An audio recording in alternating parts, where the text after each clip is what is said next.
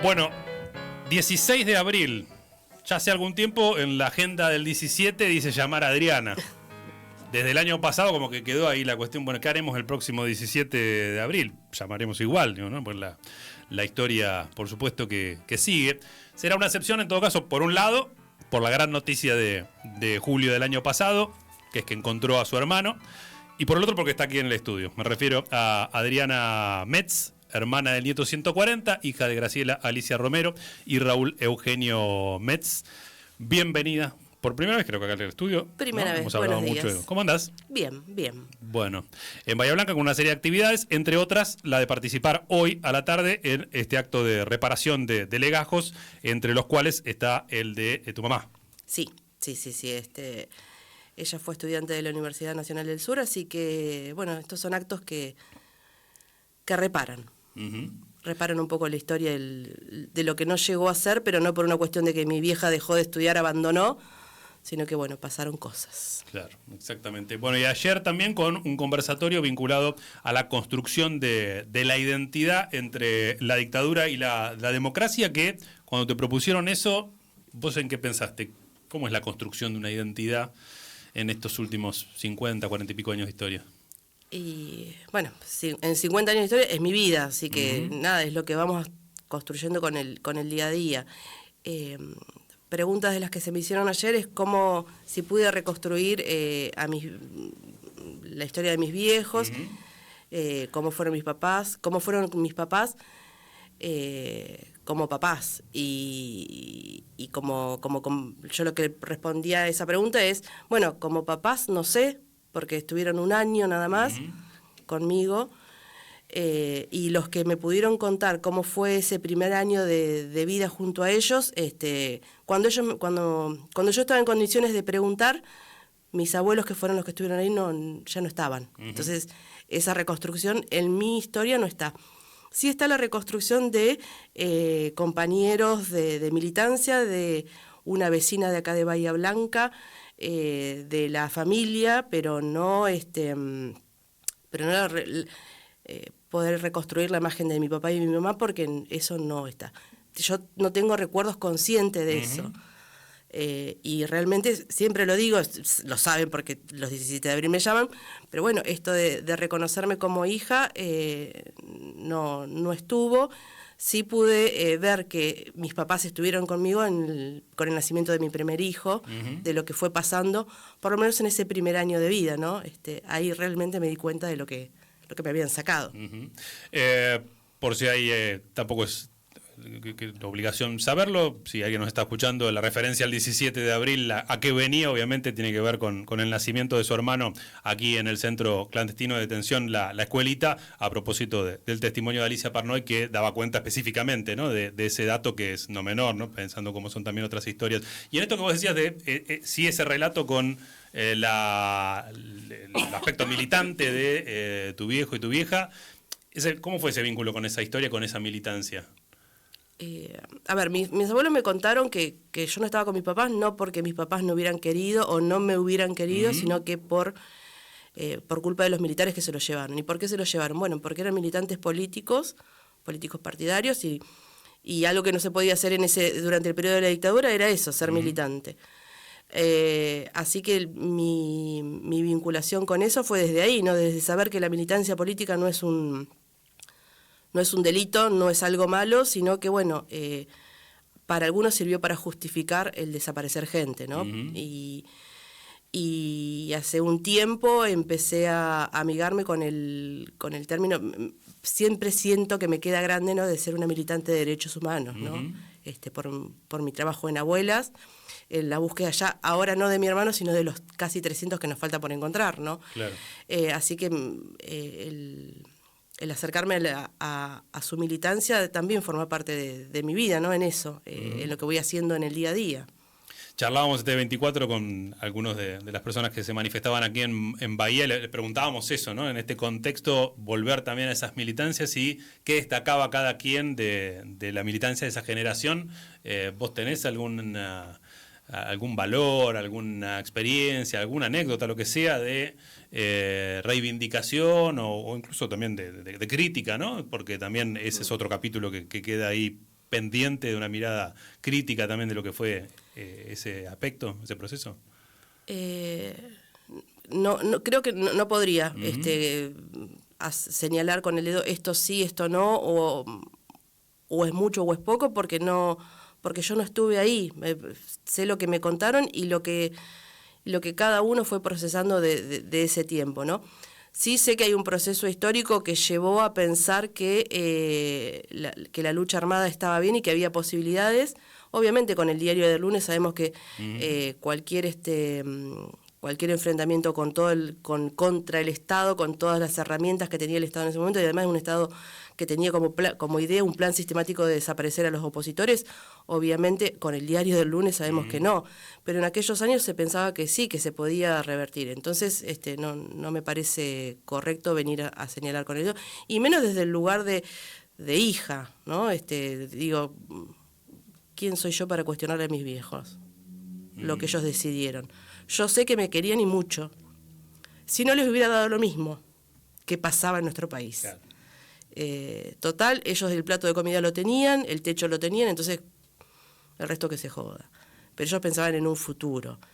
Y no lo digo desde la romantización de los militantes de los 70, ¿no? Porque supongo yo que cuando tenía 5 o 6 meses el culo se me paspó, porque mi vieja no estuvo ahí en algún momento, ¿no? Digo, no romantizo eso.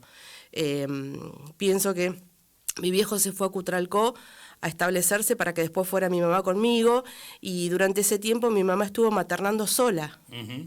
Pero también, bueno, fue una decisión de ellos de hacerlo así. Y viendo hoy lo que cuesta maternar, si bien mis hijos tienen 24 y 22 años, debe haber sido muy difícil, y más en aquellos tiempos.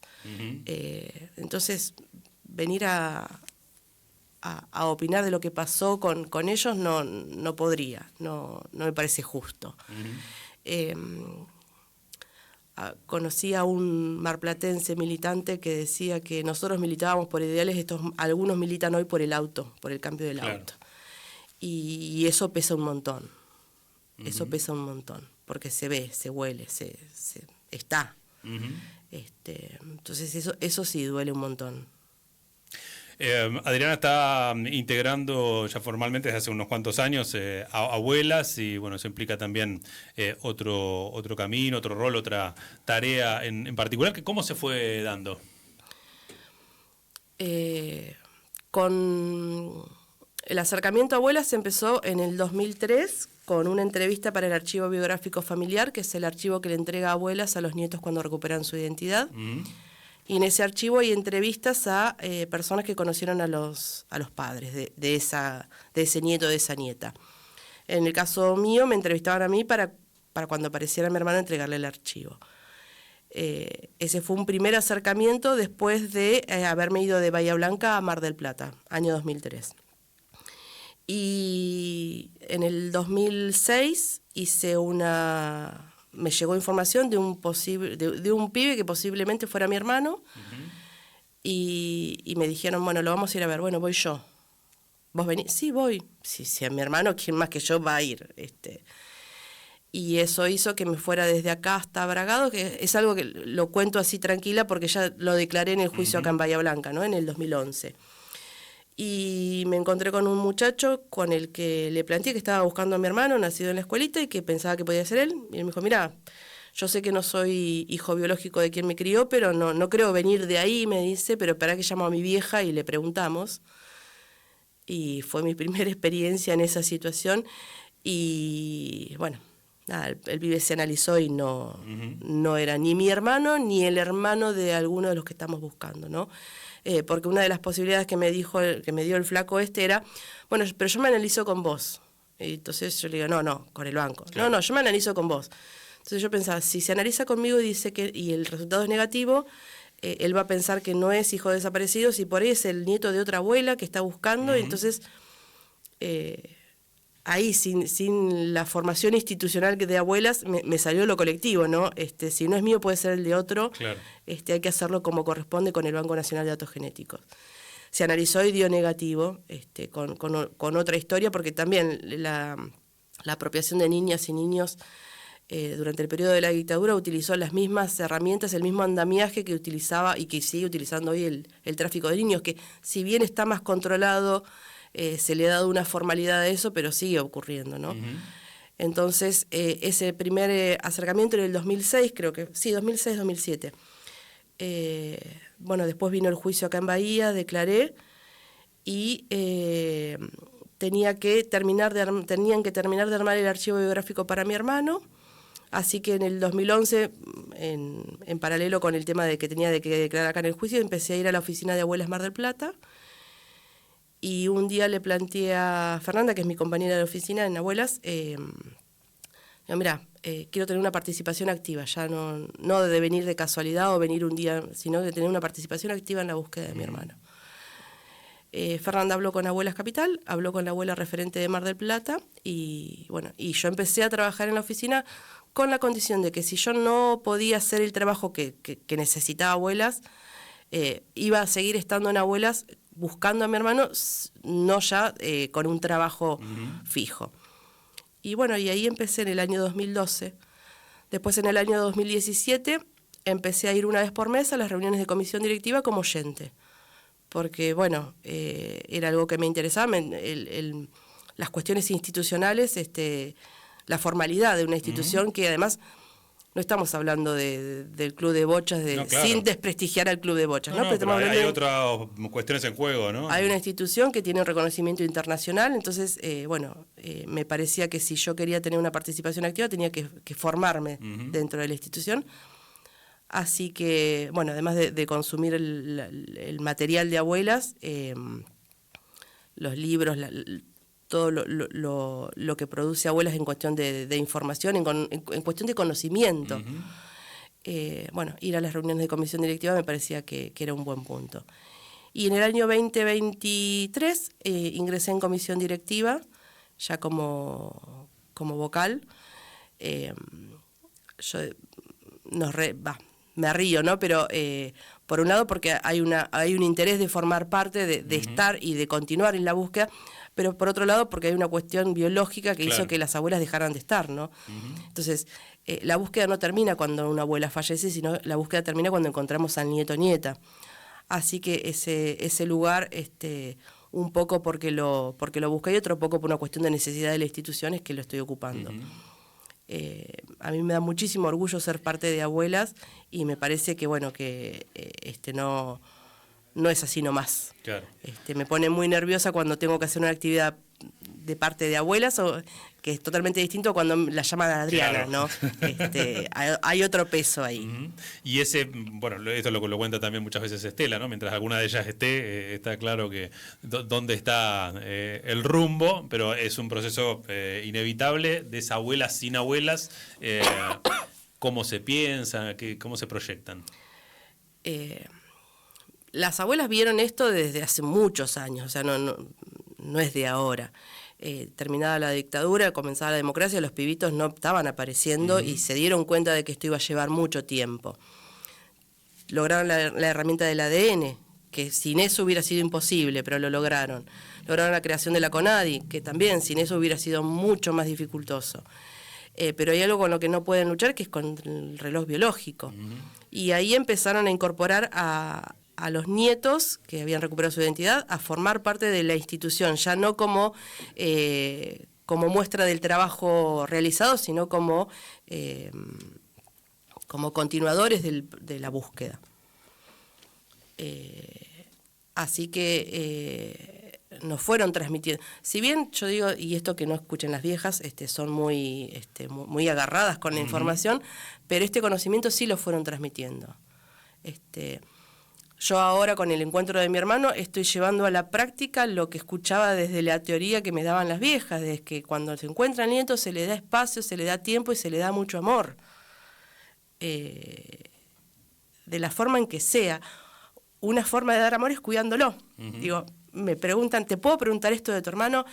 Hay cosas que sí me pueden preguntar y hay cosas como hermana mayor que yo sé que no las voy a contar porque si en algún momento las quiere contar a él, le toca a él. ¿Sí? Entonces, estoy llevando a la práctica la teoría que las viejas nos fueron dando. Si bien te vuelvo a repetir, muy agarradas con la información, muy muy complicado sacarle algo que no querían dar, pero desde este lado sí, súper generosas con el conocimiento de cómo hacer, de cómo encarar, de esto de plantear, bueno, de transmitir que la búsqueda va a terminar cuando encontremos al último. ¿Quiere decir que los vamos a encontrar a todos? No lo sé, no sé si me va a tocar a mí decir, bueno, encontramos a todos, Claro. pero es algo que vamos a seguir haciendo, porque es lo que corresponde. ¿Y qué querés contar de ese vínculo que empieza el 4 de julio de 2025?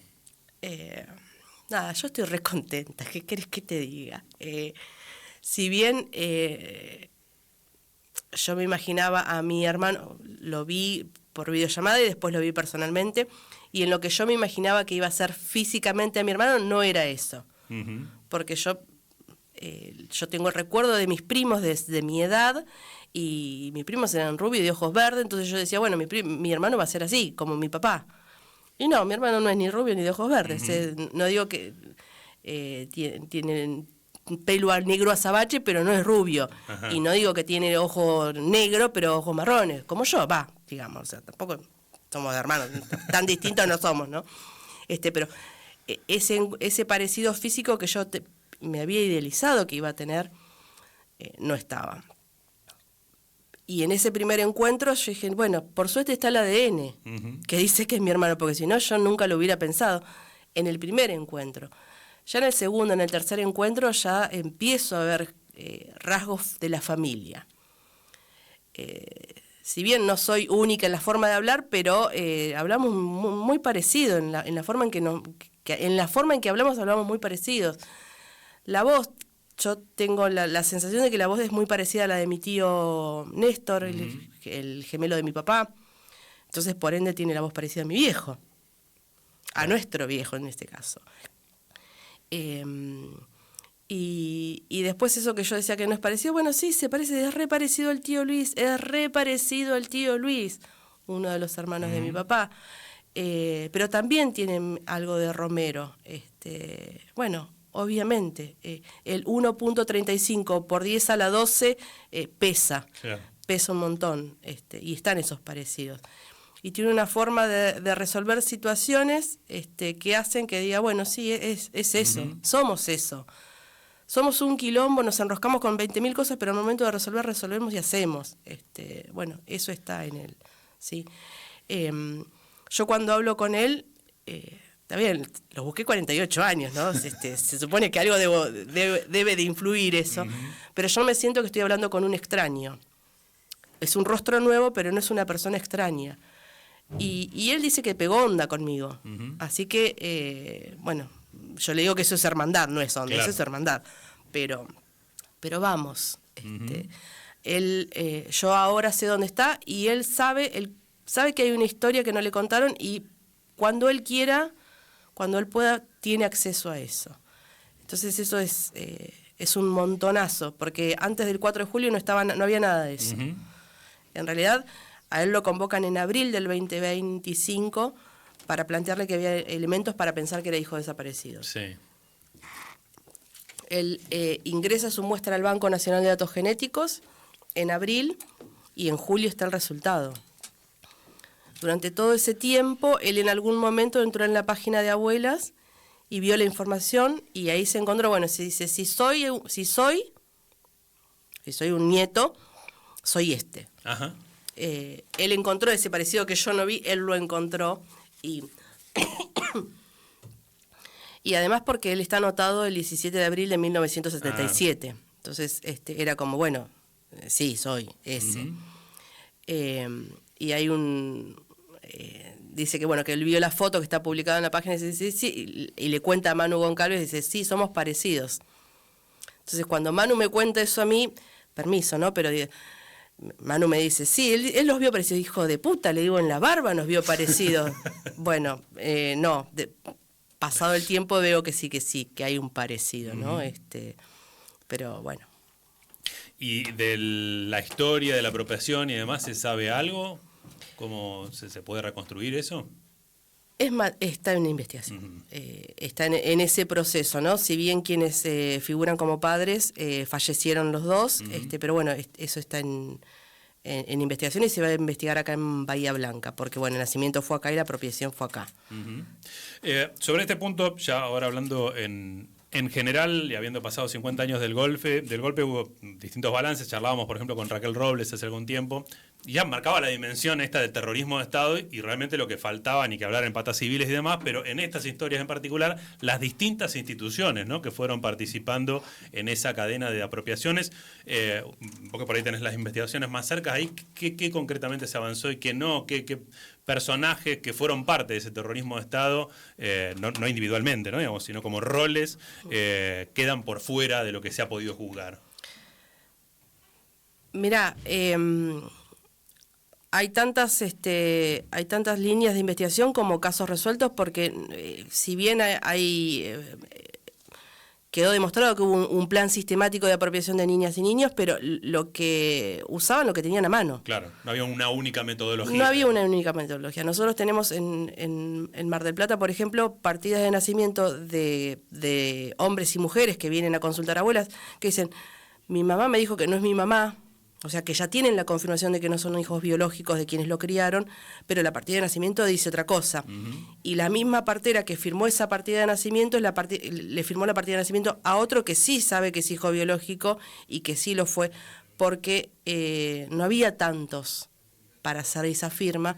Entonces, por plata o por apriete o por lo que fuera, firmaban las partidas de nacimiento. Entonces, esa partera que figura en esa partida de nacimiento que tiene información falseada, y en la partida de nacimiento que la información es verdadera. ¿Cuál era su vínculo? Con el terrorismo de Estado que colaboraba con el plan sistemático de apropiación. Claro. No lo sabemos. Eso se investiga. Esa medida que van apareciendo, que se van resolviendo casos, se va armando la estadística de qué sí o qué no. En el caso de mi hermano creo que es el primero que se anota y se registra como nacido realmente en la fecha de nacimiento, digo, ¿no? Hay nietos que no saben ni dónde nacieron ni cuándo nacieron. En mi hermano esa información es concreta, es verdadera. Con cuánta impunidad se manejaban y claro, con toda la impunidad se manejaban. Porque para hacer eso, si bien en aquellos años no estaba la herramienta del ADN, pero... porque en algunos casos nacían en la ESMA y los en la ESMA y los anotaban en nacidos en Santiago del Estero, en Córdoba, en cualquier otro lado, ¿no? En el caso de mi hermano ni siquiera eso. Entonces, ¿cuántos civiles estuvieron involucrados? ¿Cuántos de los que estuvieron involucrados tenían relación con el terrorismo de Estado o por apriete? Porque también hacían eso, ¿no? Digo, si vos... A ver, imaginémonos, 77-78, te cae un policía uniformado con el arma en la cintura y dice, anotame mi hijo. ¿Qué papeles tenés? Estos, y te muestra el arma. Ya está. Digo, ¿qué quiere que le ponga? ¿Qué tan irreal es esto que yo te estoy contando? Hemos escuchado un montón de testimonios de situaciones en los juicios, en las audiencias, en los testimonios de situaciones similares. Digo, entonces... es muy difícil.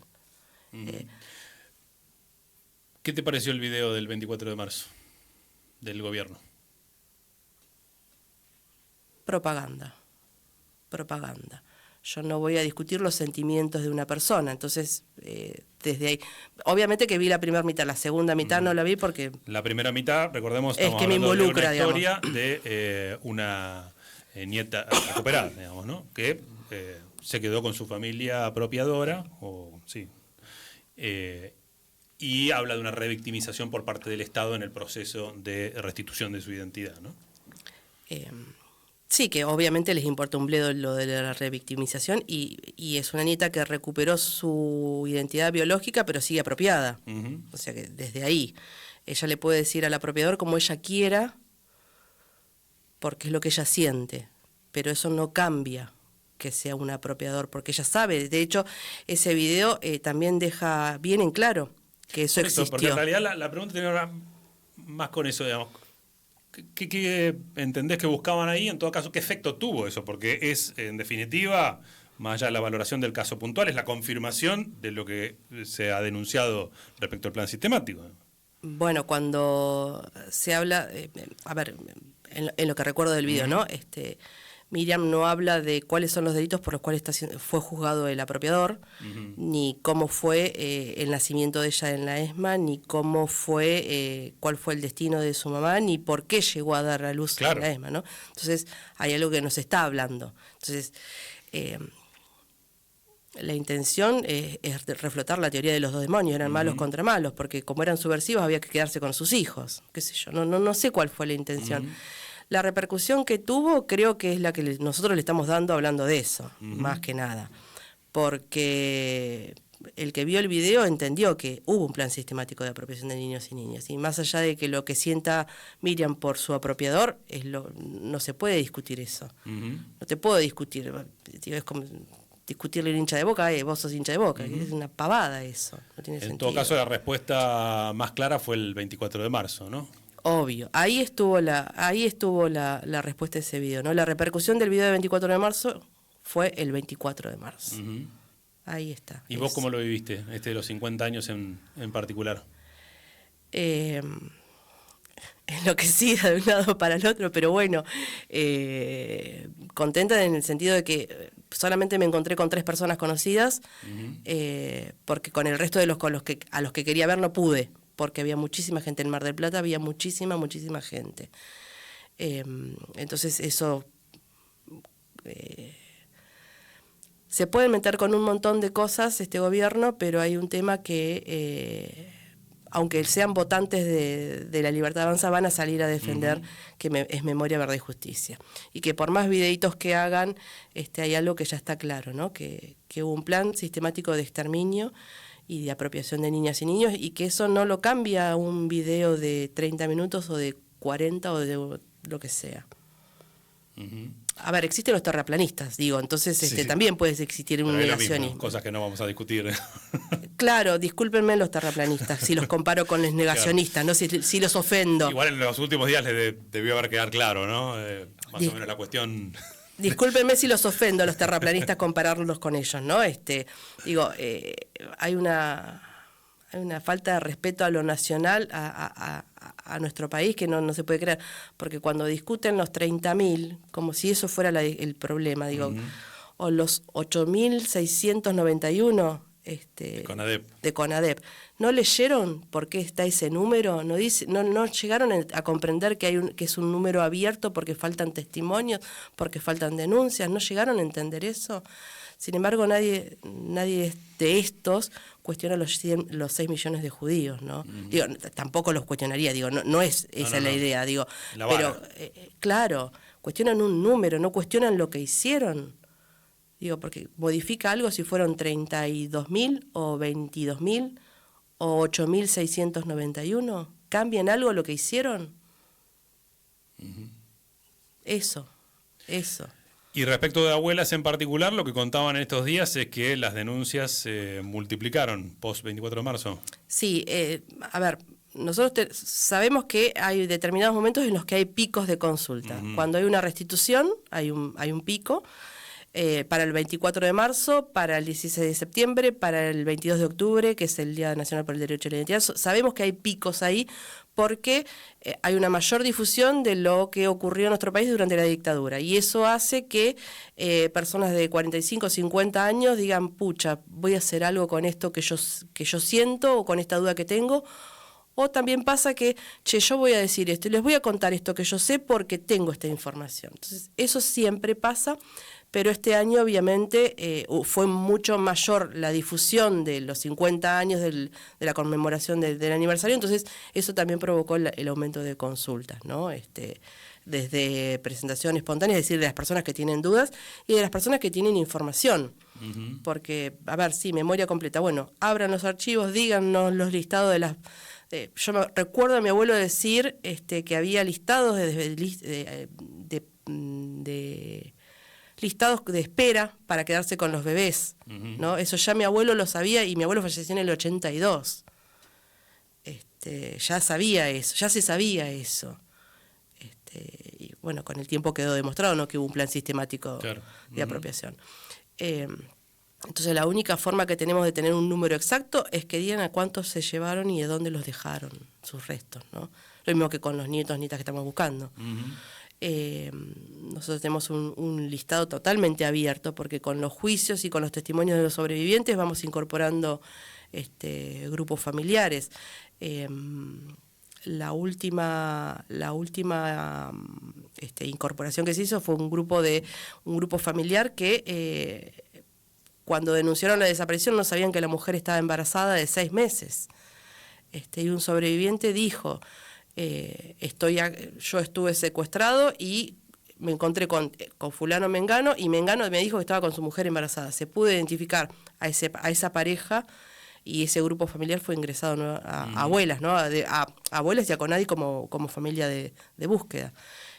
Y eso implica hacer la reconstrucción del grupo familiar. Si los abuelos fallecieron, bueno, exhumar los restos para obtener el ADN. Si los restos fueron cremados, bueno, buscar el resto del grupo familiar para armar esos cuatro miembros para tener la muestra de ese grupo para hacer el cotejo, ¿no? Claro.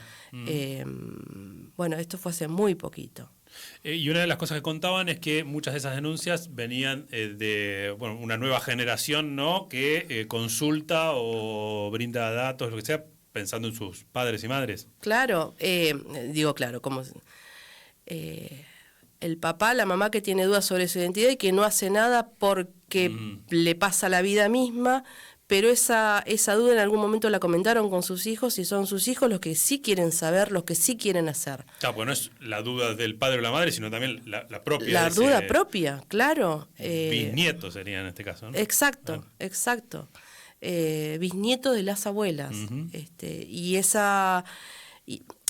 El delito de desaparición se sigue cometiendo mientras no aparezcan los restos. El delito de apropiación se sigue cometiendo mientras esa persona no conozca su verdadera identidad. Y ese es un delito que se va transmitiendo, porque los desaparecidos no van a seguir teniendo hijos porque fallecieron, pero los apropiados tienen hijos, tienen nietos, y ese no poder ejercer derecho a la identidad lo van transmitiendo a los que lo siguen. Entonces, estos adolescentes, o no tanto, ¿no?, que dicen, che, mi vieja tiene dudas sobre su identidad, pero no va a hacer nada, ¿cómo hago? Eso es muy recurrente, esa consulta, ¿no?, de cómo hacer para. Bueno, primero tratar de charlar que se lleguen hasta la oficina de abuelas o hasta la red por la identidad, porque no quiere decir que te van a pinchar y te van a sacar sangre, quiere decir que, bueno, que te van a ayudar a ordenar esa duda, como también a veces pasa por cómo preguntar en la familia, ¿no? Hay dudas que están y no, pero yo no sé nada. Se acercan a abuelas y dicen, pero yo no sé nada. Y a medida que vas hablando y vas reconstruyendo esa historia, bueno, ¿y a qué escuela fuiste? ¿Y tus compañeros? ¿Si eran más grandes, eran más chicos? ¿Y tu tía? ¿Tenés primos? Bueno, en esa reconstrucción van encontrando mucha información, que a veces no se sabe cómo preguntar. Claro. Pero bueno, en estas charlas con abuelas se puede ordenar eso y es alivianador, ¿se dice? Bueno, aliviador. ¿Cómo se hacen esas consultas en abuelas? En abuelas, la forma más sencilla es entrando en la página de abuelas, en la pestaña que dice dudas, para las personas que tienen dudas, y en la pestaña que dice información para los que pueden aportar información, ¿no? Es un formulario simple donde va nombre, apellido, fecha de nacimiento, el porqué de la consulta o la información que se tiene, y eso se recibe en Abuelas Capital y lo van derivando a las distintas sedes de abuelas. En Mar del Plata yo recibo las consultas que llegan a Capital desde Mar del Plata hacia el sur del país. Así que las consultas de Río Negro, Neuquén, Trelew... Desde acá, por ejemplo. Desde Bahía Blanca. Nosotros a veces hacemos la consulta de, ¿preferís tener una entrevista presencial? Entonces, acá en Bahía Blanca está la Red por la Identidad, derivamos a la Red por la Identidad, que es el nexo que tiene la gente para estar en contacto con abuelas, donde no hay sede de abuelas. Si la persona me dice, mira, no, porque no sé, qué sé yo, bueno, tomamos la entrevista de manera virtual, ya sea por alguna plataforma o por videollamada o por llamada telefónica, ¿no? Toda esa información va a la Comisión Nacional por el Derecho a la Identidad Y bueno, y ahí es donde, y ellos son quienes piden la documentación necesaria, sea una partida de nacimiento, sea un expediente de adopción, para llegar a esa identidad vía documentación. Y si eso no se encuentra, bueno, ahí se procede a la extracción y comparación del ADN. Uh-huh. Bien, Adriana, hoy a las 5:30 de la tarde en Colón 80 estarás bueno, junto a otros familiares y sobrevivientes también en esta convocatoria que hace la Universidad Nacional del Sur. Recordamos reparación de legajos de integrantes de la comunidad universitaria que fueron víctimas del terrorismo de Estado. Ahí está el caso de tu mamá Graciela Alicia Romero. De paso, recordamos que es una convocatoria abierta, por supuesto, y si no, también quien no pueda concurrir se puede hacer parte a través de la transmisión en audiovisuales UNS como canal de YouTube. Te agradecemos la visita y mañana como hermana mayor, ¿cómo te vas a comportar? Un mensajito. Bien. No, correctamente, además dando su espacio, su tiempo, no, bien. Si no, la abuela después, sácate. Gracias por venir. Adriana Metz en FM de la Calle.